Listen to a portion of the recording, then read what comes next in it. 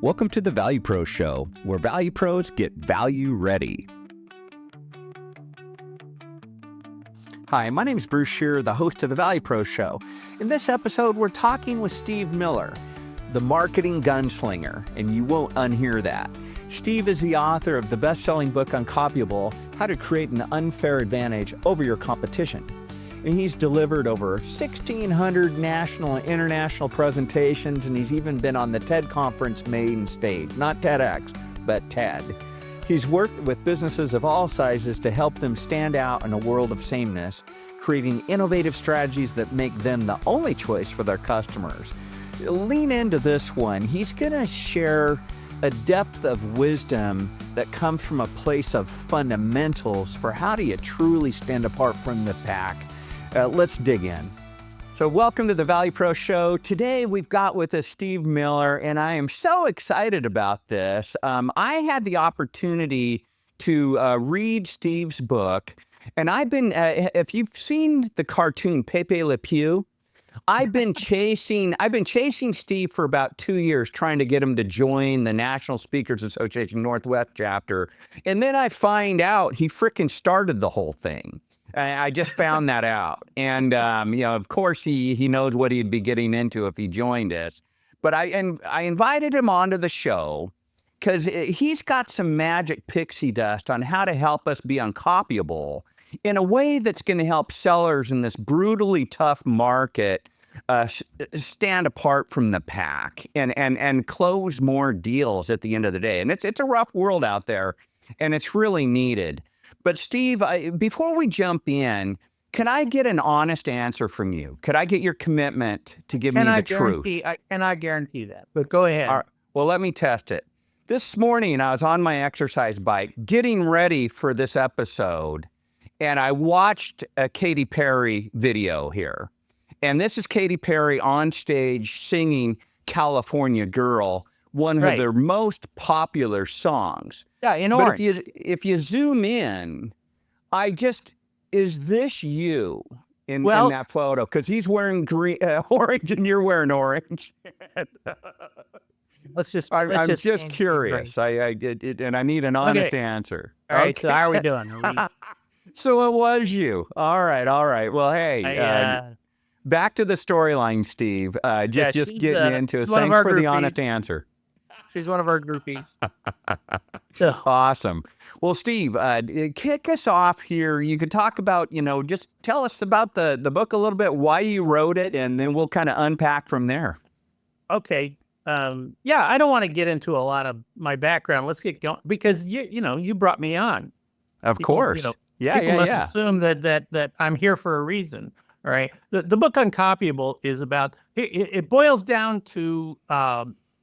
And I'm going to give Peter Drucker a big shout out here. Peter Drucker, for those of you who don't know, you should know, first of all, probably known as the godfather of corporate management philosophy and stuff like that. And the guy was unbelievable. And one of the things that he said, and he reinforced for many, many years. Now, I know that Bruce has a lot of visuals that we have already kind of fixed up and stuff like that. But, I figured, I'm going to create my own very high-tech visuals for this, okay? But Peter Drucker said, he said, business has only two functions. Only two functions. Marketing and innovation. There's my high-tech visuals. All right. Nice work. Okay. There are and also two for functions. the listening audience what Steve did is he held up a card and go ahead and explain that. Yeah. All right. I held up a card. It says marketing and innovation. He said, Drucker said there are the only two functions of a business. And these are the only, he reinforces this statement. He said they are marketing and innovation. Mm-hmm. And then as he goes on to say, and if marketing is done correctly, and here's the controversial statement for you guys, if marketing is done correctly, it makes selling superfluous. So when I first started studying Drucker and I heard him talk about that and talk about marketing innovation, okay, so what I started to ask myself, well, what are those? And that's in my book Uncopyable talks basically about those two things. What is marketing? Marketing is creating a new customer.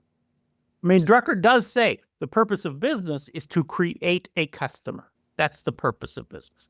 All right. So marketing is creating the customer. Now, the question is, why does a customer choose you?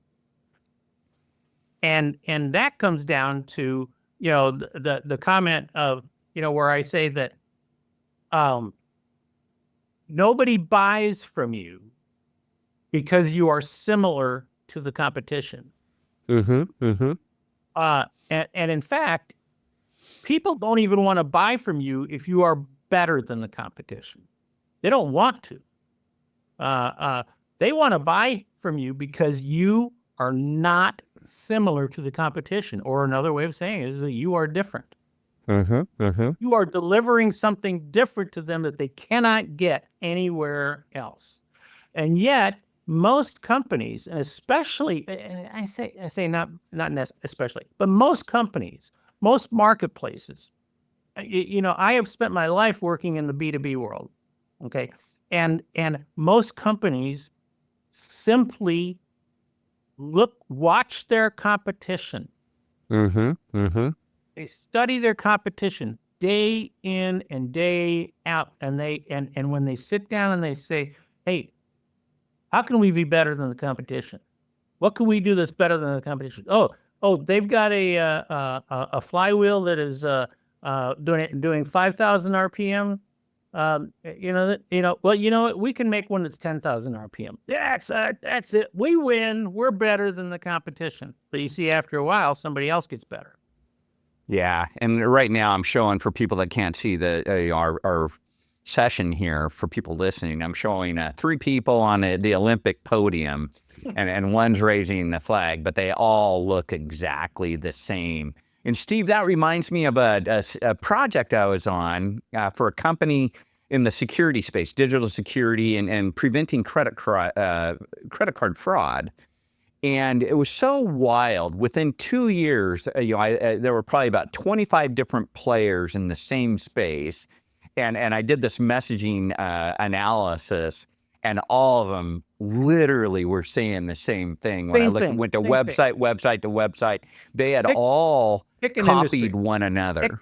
Pick an industry. Unbelievable. Like let me ask you, Bruce, okay? Have you ever heard of the heavenly bed? No, I haven't. Okay. One of the hotel chains a number of years ago decided that one way they were going to separate themselves from the competition was they were going to have a better bed. And they called it the heavenly bed. Okay. Now, I ask people all the time, who made the heavenly bed? They still do. The company still does. And it's Westin Hotels. Okay. Oh, okay. But it probably didn't take but a couple of months for somebody to come up with, we have a sleep number bed. Oh, we have a slumber bed. Oh, we have a blood up bed. It's exactly what you're talking about, Bruce. See, when somebody does come up with some type of new idea, if it can be copied, it will be copied. Yes. Okay? That's the bottom line. And so my philosophy about Uncopyable is that marketing, we want to help companies market themselves, to the exact right target market, but we also want to help companies be able to show that they are different. And if you do different right, different can become uncopyable. And in most cases, it has nothing to do with the product or service. Okay. Because in most cases, today, technology commoditizes everything. Yes. it commoditizes everything. And again, if it can be copied, it will be copied. So what you want to be able to do is then you are now going to look for something else that is part of the deliverable, part of the experience, part of the relationship that you are delivering to people. Nobody else can copy. Nobody else can copy. So, and so like in your philosophy, with values, IO, you've got in there, you talk about that your go-to-market narrative. You talk about that. It's a key to differentiating a brand. See, the key word there is differentiating. Yeah. And engaging buyers effectively. That's marketing. Yeah, Steve, I was interacting with a guy. He was a former Gong executive. He's got his own firm now called PCClub.io. And it was so interesting. When he was at Gong Labs did a huge study, reviewing thousands and thousands of sales calls. But what they found when sellers were enabled with a narrative, in my case with valuepros.io, we build value narratives. We believe very strongly in leading the buyer with value.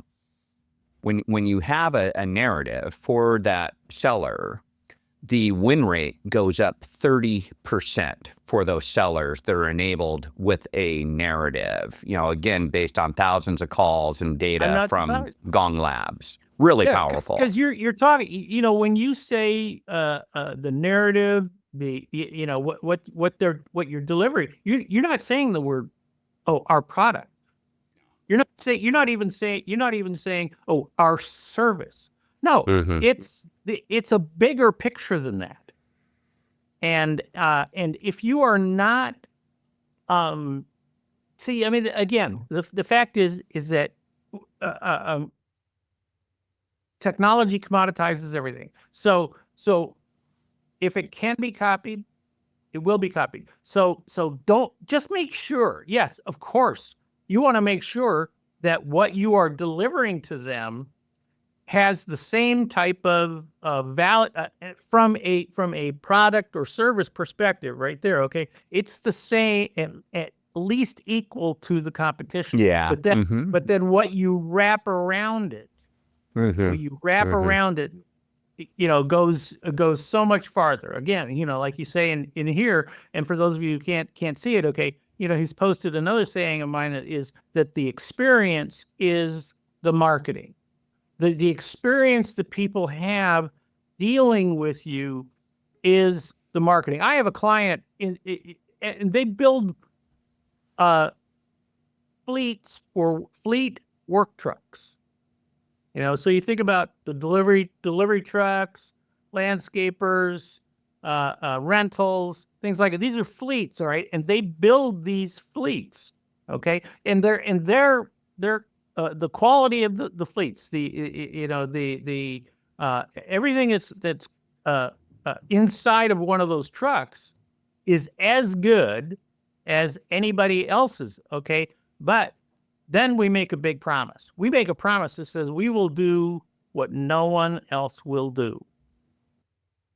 So now we start looking for ways to provide education for their for the staffers, for better and nowadays education on things like AI. So like in delivery trucks, it's how do they deliver more efficiently? That the routes are updated regularly, constantly, every single time they're done with one of their stops, the AI updates, right? And so these are all, but they now include that in the truck. That's part of the experience that my client it puts into the product, and that's what separates everybody else. I cannot believe this. Yeah, I like this, Steve, or this example. Get out of the box. Your quote. getting out of the box means nothing. Build your own box. I've got a story for you on this fleet topic. A buddy of mine was working with a company that didn't have the fleet of trucks. It was providing the service areas for the trucks.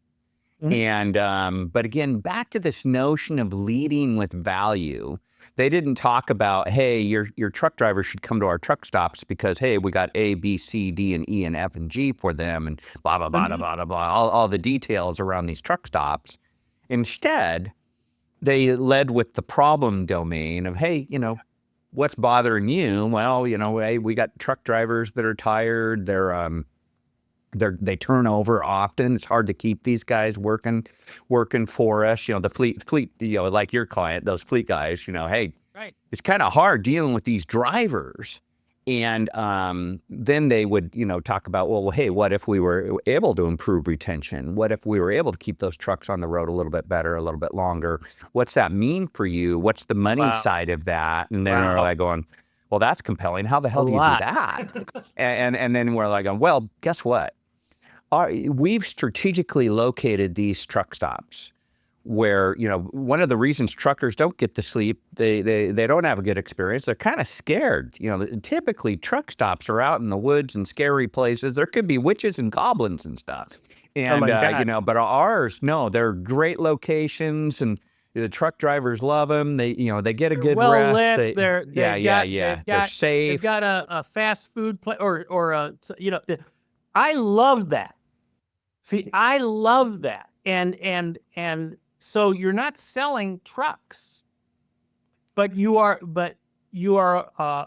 delivering a value that they can't that they can't get anywhere else. Yeah, back to your point, the experience is that marketing that they're selling, and you're building your own box. Back to your wisdom. Let me clarify what I mean by with this. Is that the phrase, oh, you got to get out of the box. Got to get out of the box. That is such a common phrase. But here's the problem with it. Who tells you what the box is? And who tells you what happens when you get out of the box? Nobody ever says anything about it. So let me explain it to you real quick. All right. Imagine that and let's use the truck truck industry. All right. And the truck industry is a box. Okay, the truck industry is the box. Inside that truck industry are all of the manufacturers of anything that has to do with those trucks. Inside that box are all the trade shows that they might be going to, all of the conferences they might be going to, anything they might read about, all the buyers that buy stuff like that. Anything that has to do with the truck world is in the box, and you're in the box. Now, you are part of the supplier circle in that box. Now, what happens typically is that the suppliers are all just staring at each other in the circle. Okay, and they're going, what are they doing? What are they doing? What are they doing? What are they doing? What are they doing? What are they doing? And they go, oh, I see what they're. Oh, we can do that better. We can do that better. Right, but if you sit down in your office and you say, hey, let's have a brainstorming session. Let's get a big flip chart and we're going to have a brainstorming session. How can we separate ourselves from the competition? Well, what are they doing? What are they doing? What are they doing? Right? And we always, it just gets into, we just want to be better. Okay. Better is not different. Better is not different. And improvement is not innovation. Let's make sure we understand that. All right. So now, how do you find out? How do you learn about this stuff? Well, okay, the phrase "get out of the box" is correct, except it doesn't. It needs to be finished, and the finish is because if you get out of the box, it's just, there's nothing there. Right? Okay. Yeah. So what you do, what you need to do is you need to say, okay, where do I get new ideas? And you get new ideas by getting out of your box. Go and climb into somebody else's box in a box that has nothing to do with you. And I think I told you about the Caterpillar story, right? That I was consulting for Caterpillar, kind of a big company, right? Kind of well known in the construction world and stuff. And I don't know if you've heard of them. But No, one of my old colleagues up. was head of Look 'em global up. enablement Google for 'em. those guys, Steve. Yeah. You can probably find them.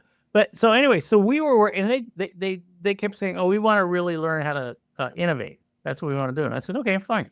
So their offices are outside of Chicago. I got a big bus. Put everybody on the bus, all the top management on the bus. We drove into downtown Chicago. Now this was many years ago, and I drove them to what at that time was the only American Girl doll store in the world. And it was in downtown Chicago. We pulled up and they go, "What are we doing here?" And I said, "Well, we're going to go inside the American Girl store." I mean, you talk about dragging people kicking and screaming into the store. I said, I want you to go in and I want you to study, how do they market? How do they sell their products? Who is their customer? And what are the things that they are doing, to get customers to spend more money, right? Mm-hmm. So I sent them in there, they kicking and screaming. 2-3 hours later, I had to drag them out of the store because they were taking so many notes. They were comparing ideas, because you go into it's a doll store, for gosh sakes, people. Okay, you go in there, there's a bookstore with that has historical books about American Revolution, and they've got an American Girl doll who's an American Revolution doll. They've got a magazine that they do and they do cover stories. And then you go around the store, they've got a beauty salon. They've got, and another thing really important. Okay, you go to you take your doll to the American Girl store, and what if, and I hate to say the word, what if your doll is broken? Because you take your doll to the American Girl store, it's not broken, it's sick. And they have a hospital, the American Girl Hospital. You check your doll in, they get a wheelchair to take the doll back into the infirmary to take care of the doll. Now, why do I point that out? Well, number one, because think about how different that is. Yeah. Right? Yeah. From like a normal American. Okay. But let me ask you this question, all right? How many places do you go to where, something's broken? What do they call it? Customer service, right? It's called customer service. That's what it's called. What's it called at an Apple store? Yeah, Genius Bar. Yeah. Genius Bar. Yeah. It's just customer service. And now I know where this phrase came from. Yes, nice. See? See, that's why I say don't copy competitors. Go into another box. Yeah. And steal what's common in another box and bring it back. And if you steal something that's common and used a lot and stuff like that, now in your box, it's genius. Nobody's ever used it before. But now you're talking about an experiential thing, right? Yes, absolutely. And so now you're delivering something to your customer. So imagine the types of changes that a Caterpillar could use from stealing genius at the American Girl store and going out and teaching drivers, sharing, the presentation materials, the books that they have. They don't have a customer service department now. It's I don't even remember what it's called or anything. But see, that's what I'm talking about here. Is that Peter Drucker said, marketing is number one. Marketing is creating a customer.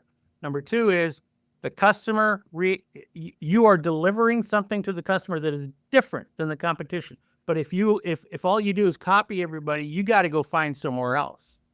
Oh, I got a quick one to anchor with you on this, just my own understanding. And There's a guy in the NSA, National Speakers Association, named Mark Levy, and he's really brilliant. He helped Simon Sinek, one of his most famous clients, find the maxim "start with why."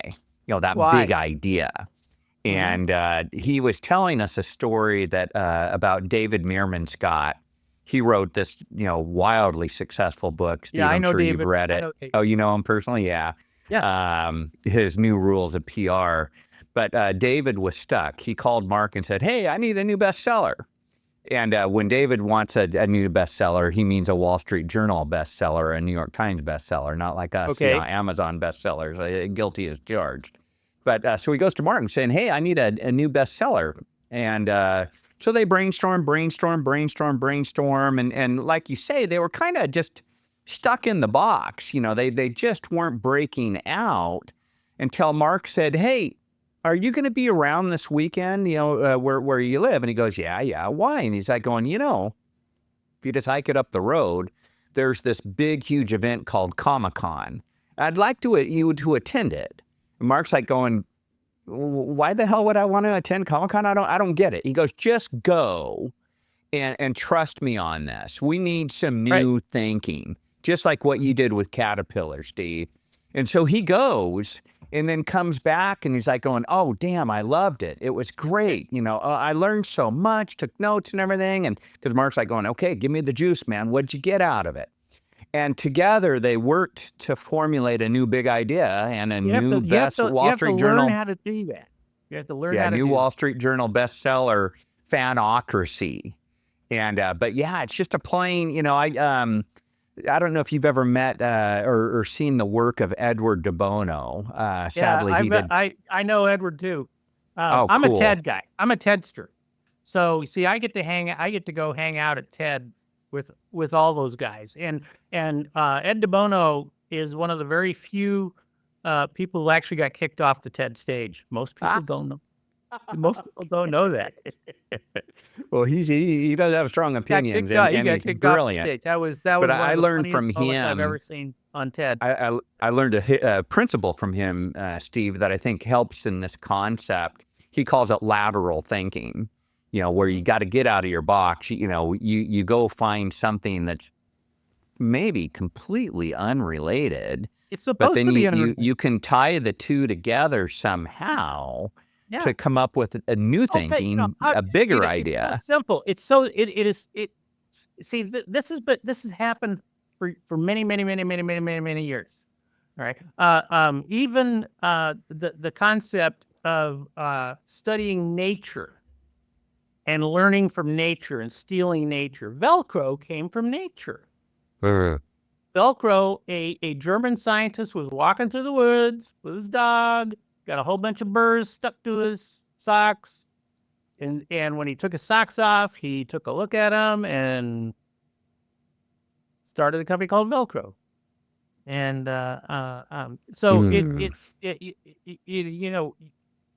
ideas are everywhere. But here's our problem. Our natural inclination is our heuristics. Let's put it that way. Our heuristics are that we see what we are. Okay, we hang out with the same people, we talk the same language, we go, we wear the same clothes. That's what we do, and for even Steve Jobs recognized this. When he used to have conferences, brainstorming conferences in his office. He would hire painters, architects, engineers from farming. He would bring people in who had nothing to do with high tech. And they would sit, and that's where the design ideas came from. That's where the concepts of some of the things that they and Jobs was very famous. He was just as famous about saying, great artists, don't copy, they steal. Yes. Okay. Well, hey, I wanted to get one more concept across that came from you, Steve. on, so just to recap, you're talking about, you want to be uncopyable. That Steve's just a master in thinking about that. But so you need to get out of your own box. You need to steal genius, because competition breeds conformity. But could you end our episode with this big idea around value? And because I think that really brings it home. Once you're outside of that box, you've stole genius. Now what do you do? Well, the point of value, which you guys are very well known for, with your, with the value propositions, with your go-to-market narrative and things like that. The bottom line, see, value is this big, and for lack of a better word, nebulous thing. All right. That people receive when they write you a check. Okay. Now, everybody has a picture in their own mind. The moment they write you a check, they have a picture in their mind of what they're expecting from you. And whatever that picture is what their picture of value is. And it might be, you got a great product, and you're going to deliver it on time. It's that whole package that they perceive. Okay. Now, what we want to do when it comes to value is we also want to create a value that they go, holy crap, that's a value that nobody else can give me. Other people, and it comes from things like, let me share things like language. Okay. If you use the exact same terminology as your competition, then you're not different. Okay. You realize that none of us had any idea how to order coffee until Starbucks came. All of a sudden, it became an Italian discussion, right? How to order coffee, right? Because Starbucks created a new language of ordering coffee, completely different from all the other coffee shops on the planet, right? But it was Starbucks who created that, and everybody knows it. Everybody knows that it was Starbucks who created that. That's part of the deal, is that when you create something new like that, like a terminology, here, a color, okay? My color is orange. Our brand color is orange. And when we tell people, when you see the color orange, you should automatically ask yourself the question, what am I looking at that's uncopyable that I can steal right now? Yeah, exactly. Exactly. What can I steal right now? Right? Well, because I want them to think about me and think about us. A couple of years ago, there was a guy in Houston, a guy named Jim McInville, known as Mattress Mac. He has 3 furniture stores in Houston. He is a rock star in Houston, because when Hurricane Katrina came and hit the town and people were displaced from their homes, he put out a message to everybody in the city. He said, look, if you have been displaced from your home, you can come to my store. You can sleep on our beds. You can sleep on our couches. I will pull the mattresses out. If you need food, we will feed you. If you need clothing, we will find clothing for you. All right. He was a rock star. Okay. The guy read my book. And opening game of the baseball season, he's at a Houston Astros baseball game, and they all come running out in their orange jerseys. And he turned to his son and he said, Steve Miller, I got to call him tomorrow morning. Ah, nice. Okay. He called me the next morning, hired me on the spot. He said, hey, if you can impact me to think of you at that moment, he said, I want you to help us get better too. I want some of that. Yeah. That's an example of what I'm talking about. So you see, you learn, you start to look for ways to create these anchors and these triggers for your marketplace that are different from what your competition does. I And when you absolutely do love that, it. Yeah. when you do that, you now own that relationship. Perfect. So Perfect. Well, Steve, we want to just do a wrap up with this now on, and just mention to everybody, Steve's book, Uncopyable, is fantastic. You know, where you want to create your, unfair advantage. I love that term.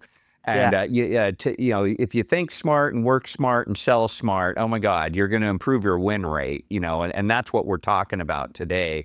Just some brilliant ideas and great thinking about how you can stand apart from the pack and win more business for yourself. So I do encourage everybody, grab a copy of Steve's book. We just scratched the surface. There's so much more there, a richness and distinctions that'll help you think differently, get out of your box and build a new box by reading this book. And then, Steve, they can look for your beautiful face on LinkedIn. they can see me, they can find me on LinkedIn, Steve A. Miller. Absolutely. And they can go track me down at beuncopyable.com. You can track me down there. And I believe that's where they can go.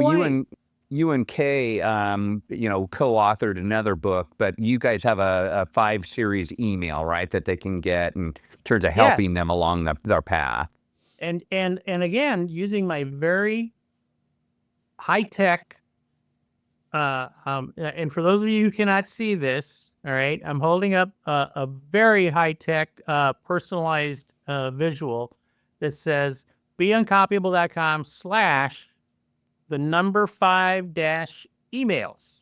Awesome. Okay. And if you go there, you can Kay put together a series for you guys, and we're there to help. And let me tell you something, Bruce.